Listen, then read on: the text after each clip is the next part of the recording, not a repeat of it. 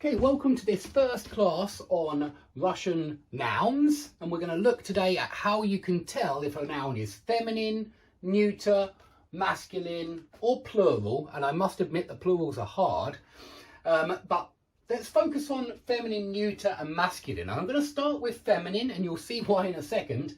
Feminine nouns end in an a or a ya most of the time. There are exceptions, but 99% of the time feminine nouns end in an a or a ya. Neuter nouns end in an o most of the time, 99% of the time, or maybe a ye, rarely, but an o or a ye, neuter, an a or a ya, feminine, and everything else masculine. But plurals, forget about neuter plurals for a moment. They are complicated and we will do them in the future. So I'm not going to talk about this blue box today. I will talk about it in the next class.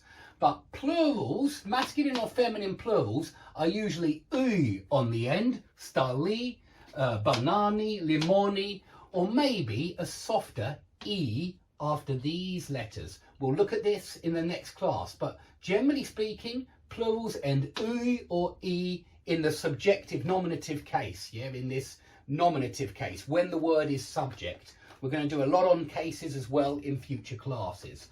But generally speaking, plurals end in an "y" or an "e", and there are some examples down here of normal plurals, what I consider normal plurals, and they are masculine and feminine nouns here put into the plural.